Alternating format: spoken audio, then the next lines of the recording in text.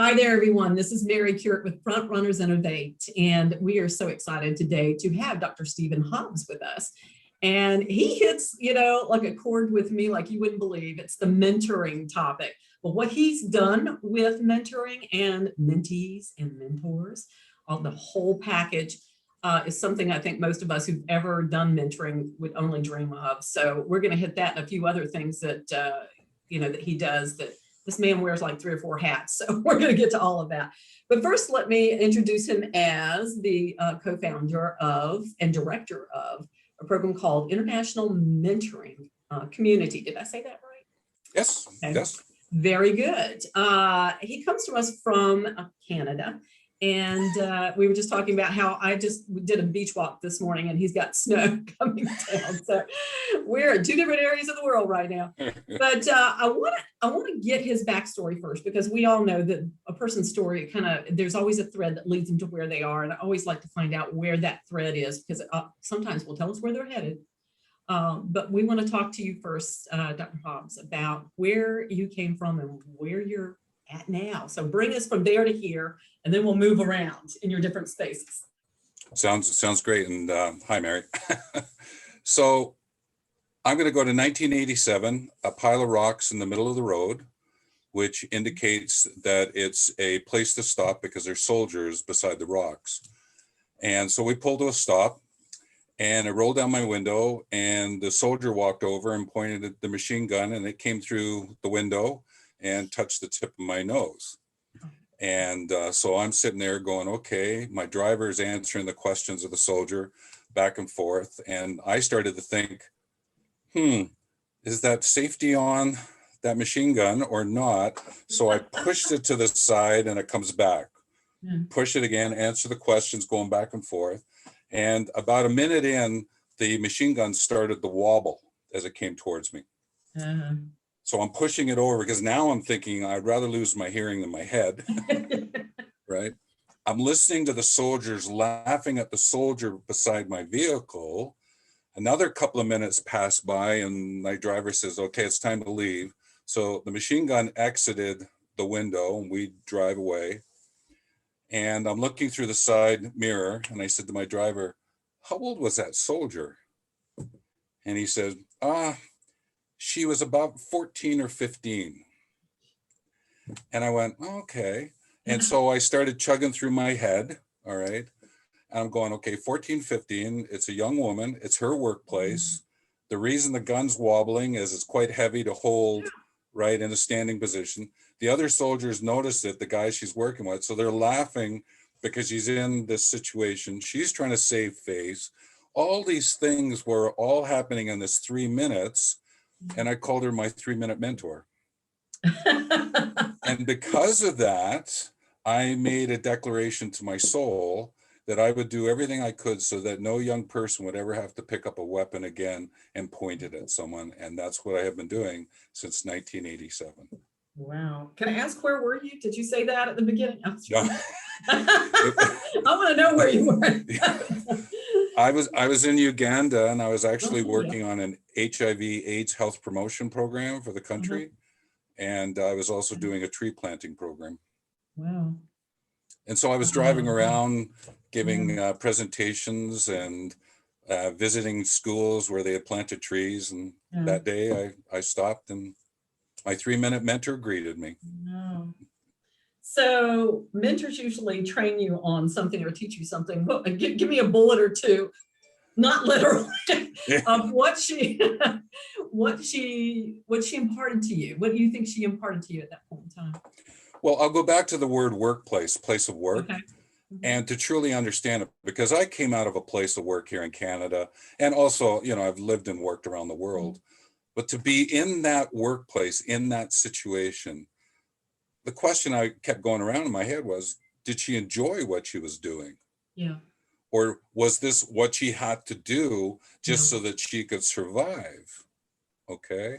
And that's where I started to create the concept of the well-living workplace, a place of work where you live and work well together, you enjoy what you do and do what you enjoy. And I've written books around it and all that. And so that's what she just really surfaced for me Okay. And then it was a true understanding of what mentor meant, because I didn't at that moment say you're my 3-minute mentor. It came a little bit of time afterwards.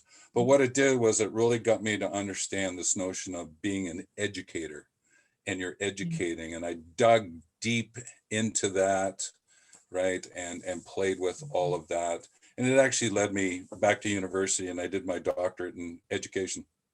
Wow. Okay. So We need to meet yeah. this young lady. Yeah. She's done Well, something. I would love to meet her, but one of the things I realize, I'll never know who she is. We could probably walk by on the road and we probably Yeah. wouldn't click it together. But I'm forever grateful to that young woman for what she did for me. It is just so sad to even think of any young person that age to have to be shoved a gun in their hand and made a soldier, basically at that age. Just saddens me greatly. But at that point in time, not only Uganda, but there were probably some other countries there that were going through the same thing. Yes. Yeah. Yeah. So what you experienced was probably a fairly common situation for people who were traveling around at that time. And still today Yeah. in some countries, But which still- is why still I today. still work around the world. Yeah. Yeah, exactly. I know my business partner out of Nigeria tells me he has to be very careful when he's traveling. Yes. Because people will kidnap and hold you for ransom in a heartbeat wherever you're traveling. So you have to be careful.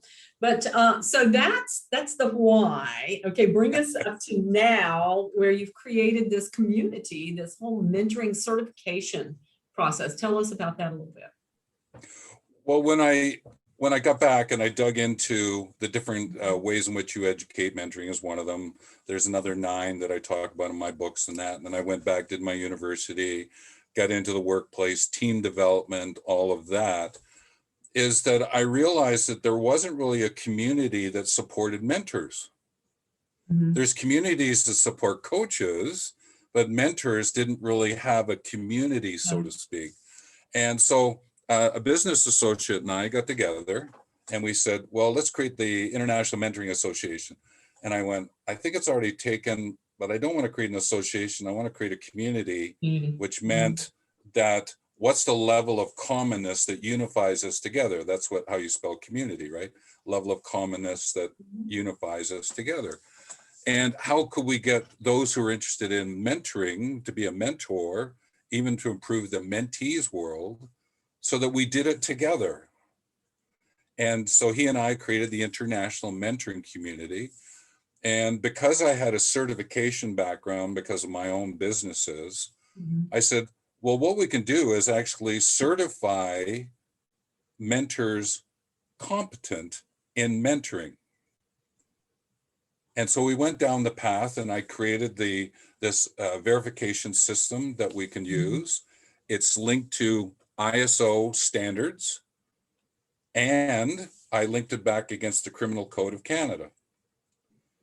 So I attempted to provide enough rigor in the background of the certification that when you went through the certification, went through the challenge and competence storyline of it, you would know that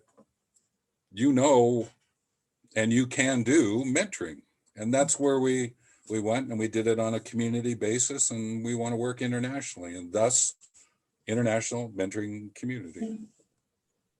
Fantastic. How long ago did you start this? I should have looked because I was trying to check that out earlier. I forgot to look at the date that you started. Well, it's been about 4 years now, and we're off to a little bit of a slow start, not out of any design that way. It's just we're moving into it. And I have this phrase of using the flywheel. All right. Okay. So in a sense, we're getting that flywheel moving, and we're now starting to get out into the world. And one of the reasons was that we wanted to develop a very special kind of mentor certification. And it's called the Journey Mentor. In the mental health world, it's sort of like Swiss cheese at the size that big trucks drive through when you're dealing with mental illness, mental health. So we thought that we could fill in some of that space with this notion of a journey mentor, someone who can be on the journey with you providing insights from the lived experience of the mentor. But more importantly, which is why we, if I may, I'm just going to define mentor for us. Okay. Mentor is a person who answers the questions of the mentee, because the mentee wants to tap into the lived experience of the mentor. And it's not age related. It's about, what do you understand? What's your lived experience? And thus a senior executive could talk to someone who's 20 years old and still have a mentoring relationship. Okay. So we developed this journey mentor approach so that we could be there in communities to assist, not counseling, not coaching, this notion of being able to help a person frame questions about their life, because quality of your questions usually indicates the quality of your life. And so it's what we're doing and helping out. So we've got that up and going now. Ooh, so many questions. I'm writing down names. This always happens to me when I talk to somebody. Suddenly the names start surfacing. Oh, this person needs to know him. Do you work with organizations then that do have mentors? They have mentoring programs going on, and therefore, you know, might be able to make use of what you're doing? Because I can see what I'm seeing the value in this is, you know, trust is always such an issue. And when you're working with young people, you're also working with the parents. And that is something that I'm dealing with now through Daughters Global leadership mentoring that I'm doing, is getting to know the parents and including them in the process. And I actually do. Actually, the parents are the ones that introduced the kids to us. And that's what started the whole program, is they wanted mentors for their youth. I could see that as being either partners or collaborators or something, or clients. I'm not sure what the business model is, or if there is one for the organization. Tell us a little bit about that. We have what's called mentoring in the workplace and mentoring for the workplace. The mentoring for the workplace is where we can bring in what it is that we do and actually establish it inside of the workplace, inside the association, inside the community. And we can transfer most of what we do actually into the workplace. So if the workplace is big enough, or we can come from the outside and support it. Okay. The mentoring in the workplace is where we recognize what's the impact of technology and which technology platform may you want to use to be able to track your mentoring program, your mentoring relationship. That's that notion of being in or for. So depending on what the organization is looking for, we tend to lean more into the mentoring for the workplace and to then either work where people can come and interact with us, or we can bring what we do actually into the workplace. Okay. So is it all just workplace oriented? I just, for me, I go to a definition of work by a poet, and he said it's about discovering and shaping the place where the self meets the world. So I use this very broad stroke approach interpretation. Okay. Yes. Yeah, I like that. Very interesting. So say IBM wants to engage in this. How does one engage with what you're doing?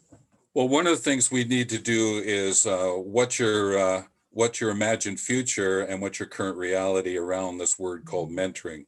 Because as you know, a lot of people might say, oh yeah, we got our mentoring program and all that. And it's really coaching. And coaching and mentoring, while educating approaches, are not quite the same. All right. And they sometimes get all confused about the terms they're using. So we need to define the terms and agree on those terms. And then what we do is we figure out, okay, what style of mentoring are we talking about? Is it a formal registered connection, or do you want to nurture an informal, how do we talk to each other, which means you got to prepare people for that. Again, it's just to get the feeling of what takes place. So we've got to establish a baseline, and then from there we can figure it out. Fantastic. Wow, I've taken lots of notes. This is great.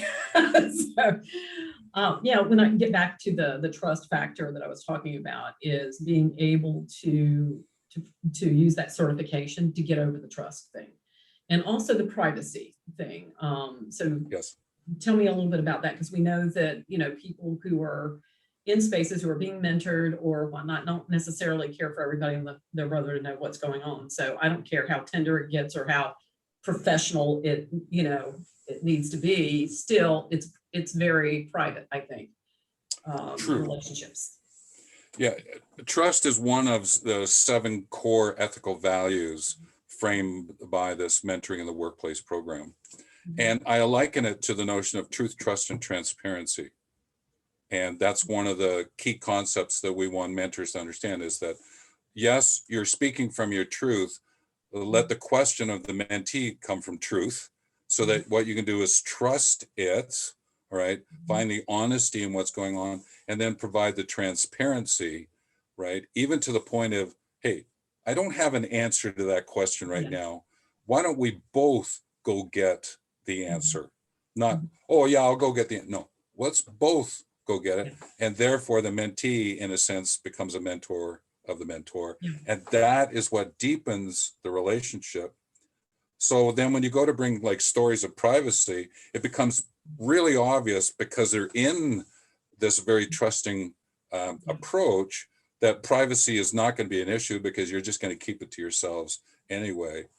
We also talk about it in the certification process, is that privacy is paramount to any mentoring arrangement, okay? The only exception would be is do harm. If someone's going to do harm or do harm to themselves, we may have to break it. We may have to break it, right? And we share the responsibility there is to a higher good. You know, you have to do what is the right thing to do. So, but one of the things we do is, how do you learn how to mentor so you don't ever get to that level of kind of conversation? Right? Because that's really about being really aware about being fully human as a mentor. People can be, but they may not be being fully human as a mentor.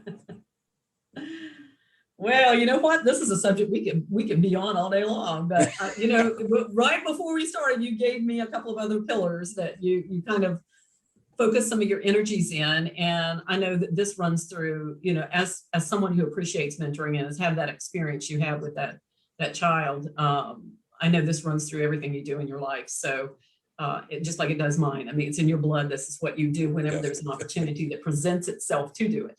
Tell me about these interesting other avenues that you walk down. So let's start with the grandparents and grandchildren project. Well, I guess the best image I would do is I would ask everyone to come on over here to the swimming pool. You're standing at the one end where the starting blocks are, and there's 3 swim lanes.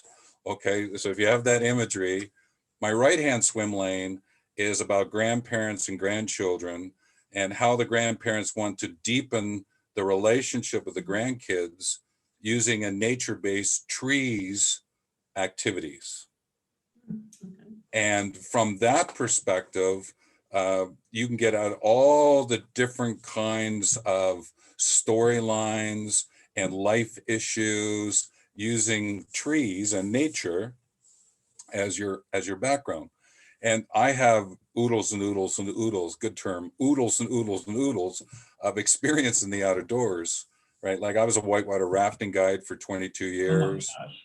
Yeah. I was, I instructed wilderness remote first aid for remote areas and people like, so I have that background. You're one of those guys on Survivor, aren't you? Yeah, that was before my time, but yeah, I could have, a sleeping bag on the top of a snowbank, and you know, in the minus temperatures, doing a survival night just to see if I could do it or not, you know, that kind of thing, right? So that's that one swim lane, all right. And I'm writing children's books and creating fantasy novels and all that. So that's what I get up and do in the mornings, okay? Yeah, another day coming up. There we go. The middle swim lane is this mentoring and the legacy story about how do you evolve your legacy. So the grandparents can come over, learn what it is to become a mentor to really help the grandkids, and also to learn about their own legacy story, and therefore role model mentoring and legacy with their grandchildren. So that's the middle one. Yeah. My right-hand swim lane is that I support countries and developers around the world to fund infrastructure projects, usually at 100 million or more, work up into the billions now, because I'm working, I'm working to set up 8 ecoregions around the world at the moment. And therefore, it has a tree-based story to it. Therefore, I can bring the grandparents, kids through mentoring and always legacy, a thread, isn't there? over to these massive projects and bring awareness of that as maybe something that the grandparents and grandkids want to get involved with because of the trees. So that's what I swim. And so I'm not always in one lane. I tend to jump around, do a little porpoising and and we dolphin call that entrepreneurship. entrepreneurship and just jump around.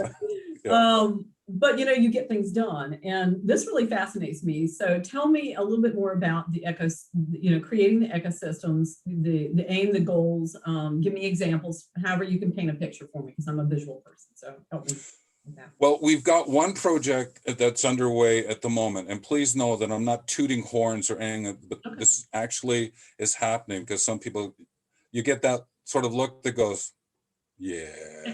Yeah, right. So we have one project that's working across 16 countries. So we're actually developing a new trade region concept, and it's priced at this point as $500 billion. Okay. So that's the level. And in there is the smart cities, the ecoregions. How do you create hubs? How do you create inland ports, ocean ports, light rail systems, all of that? How do you do new technology, food production that's organic, all of that kind of stuff, all right?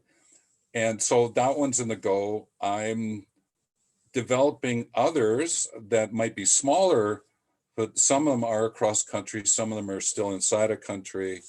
And so it's really about how do we bring awareness, a new intention, and attention to interacting with the planet. So if I may, I talk about the world and I talk about the planet. The world is what's built by humans. Planet is what you grow and is organic. And therefore, how does the built world deal with the grown planet, and how do they interact? And therefore, that's what these ecoregions, smart cities are about, is how to reframe that for the world. And you can, as the thread, there's a lot of mentoring in there. A lot of mentoring that can happen. Always is. So from a standpoint of how these types of projects come together, so I'm assuming you're working with the governments. It's one of the, there's 2 ways to do it. One is government, another is private investment. That was the next thing I was going to say. I didn't know if you were marrying the two, or if you saw them as 2 different avenues. This and that. Yeah, both. Okay, very good. Because in this last week, I've talked to several people doing not as holistic a project as what you just named, with all these different moving parts, transportation and food and water and all this kind of stuff. It might be just healthcare, and working with governments, say in Africa, in certain regions, and so it's region by region by region or whatever, and they're working with governments, getting the property, getting things put together for education purposes or healthcare, those types of things. So it's really interesting. I had a call, was it yesterday? I think it was, with a young lady, awesome young lady, who worked for the Export and Manufacturers Association in Botswana, and she's a business developer. And part of her job has been, in the past for the association, was to look after the employees, and now it's to look after the employers. And part of what her job is not only, especially during pandemic, is not only to try to look for other avenues and carve new paths to opportunities for business and trade, but to look after what they already have going, so that they don't lose that, some of these projects that they have going on.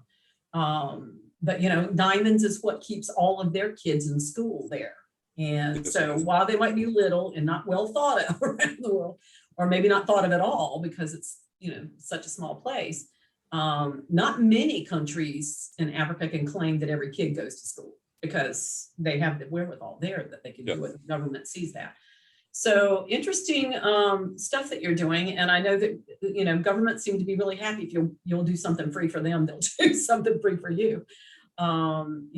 Whether it has to do with taxes or, whatever it may be, a swap off. I think this So is fascinating.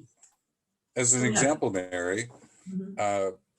I can help out healthcare systems, I being the fund that I'm working with. Okay, Yeah. it's not the fund Yeah. that I'm working with, is that we can do refit, refurbish of existing hospitals, new hospital builds, built out the hub system of services for healthcare, develop revenue generating projects around it, which could be water and sanitation and power development, and do the whole thing. Mhm. Because COVID did bring to the surface Mhm. this story, Yeah. which was primary, the healthcare services aren't the best. And we can go into all the virology systems and all that. But what it also brought to the surface was food insecurity. Mhm. And we It hadn't did. thought about that as much. And all of a sudden, this whole food insecurity and what's happening, especially to young children, about what's happening in a lot of countries. Mhm. That's why the food insecurity then comes back, trees, agroforestry, gardening, new Mhm. technologies. I'm out looking for this and bringing this in to the story as well.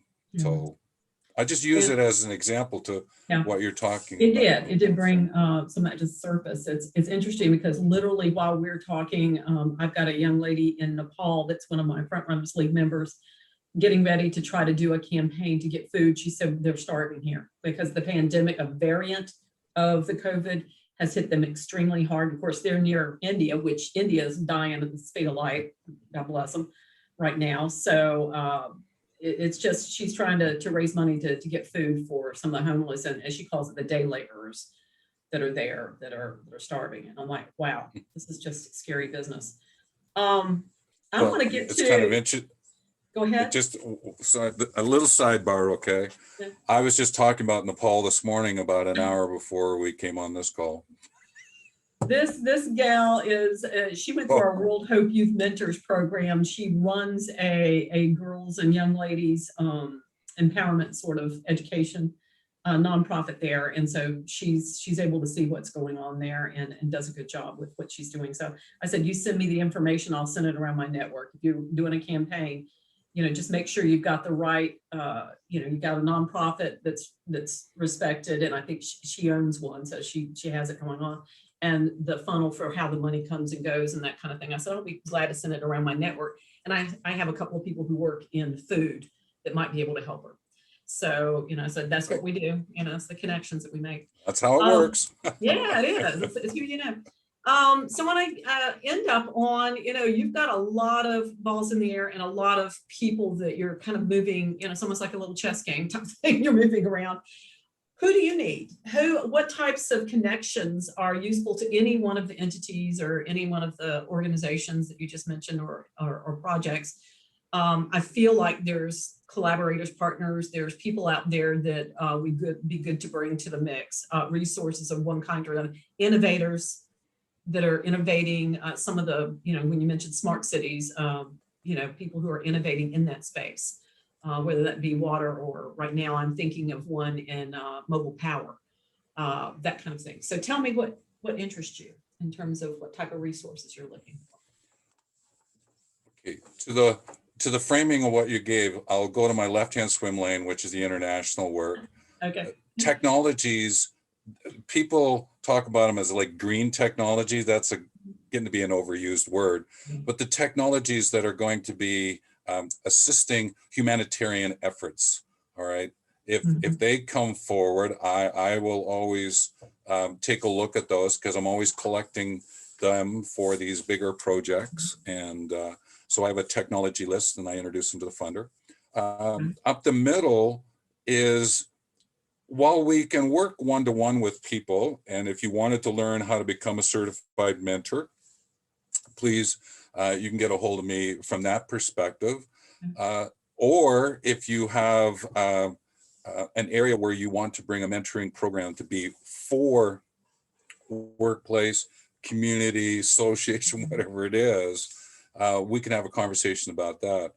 But right now, there's an element of my right-hand swim lane, and there's not a lot of connection between grandparents and nature and trees. So if people know about groups that are connecting, like those keywords, those search engine optimized words, I would love to have a conversation with you and bring this story out, because this intergenerational story with nature, I believe, is another kind of flywheel that has the ability to really do a lot for the years to come. And it's something that we're losing quickly, right? Is this intergenerational story around nature. And I think it will come back to bite us at some point in time. And there's probably other phrases I could use there, but it will become a problem. And so you have a connection with grandparents and grandchildren, nature, and you want to have a conversation, I would love it. I'd even interview you like you're interviewing me. What if that storyline came from a young person and not a grandparent? What if the interest for something like that started younger, not older? I have a mentee I'm working with, is out of the UK. I think she's originally, her bloodline is Indian, I believe, but she has been born and living in the UK all of her life, all of her short life so far, which I think she's getting ready to turn 16 now. Years ahead of herself. But she's one of those climate change minded young ladies. And what she's doing now is what she calls spoken word artistry. And I did not even know it existed until she told me about it. That's how old I am. So basically writing poetry and presenting it as if it were an entertainment mode. Yes. And her mother has taken her to pubs, to libraries, to different places. And she does that. And she does it really, really super well. She's a bright star on the horizon, and she's going to make a difference in the world. But what's interesting is I have a feeling that there's grandparents that are not close to where she is. I have a feeling those grandparents are probably in India while she's in the United Kingdom. So I think when you look at where it might come from, the grandparents down, I'm wondering if it might bubble up from the energy and the interest now of the young people who are starting to really care about this planet, and then pulling the grandparents in. Because I could see that happening with my own granddaughter, who's 17 years old, and how she feels about outdoors and, just the planet that we live on, and caring about recycling and things like that. So I'm thinking maybe that it's come, the movement, if you will, it could bubble up from the younger up. So I don't know, but I'd love to connect you to her. Her name is Aditi, and I'd love to connect you, her mother and her, because I usually include mothers on the, or parents, whoever it is that introduced me to their child. I include them on the calls too. So sure. I think that would be great. Well, the reason that I actually chose grandparents is A, I never met my grandparents. B, so I have that hole in my sort of history of family. It's sort of like, whoop. And I met my great uncle, I think, for 2 hours, and that was it. Okay. And I'm not going to be a grandparent. So I thought that what I would do is serve as an adjunct grandparent for the world, right? There you go. And then that way I can learn what it means to be a grandparent. So I could be wrong, but in this particular case, this child may have only met her grandparents a couple of times in her 16 there's a lot years. of that, So and you don't know how that plays out across different lands and whatnot.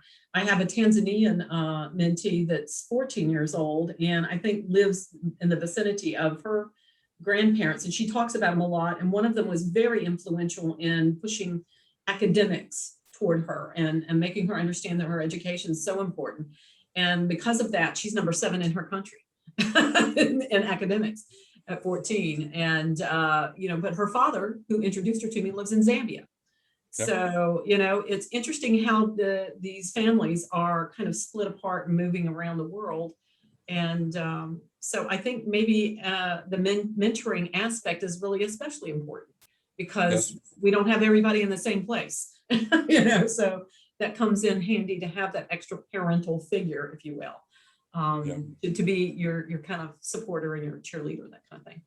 Yeah, so, well, if I may, one of the great things that young people could do is interview their grandparents about their favorite tree. Just one simple activity. Yeah.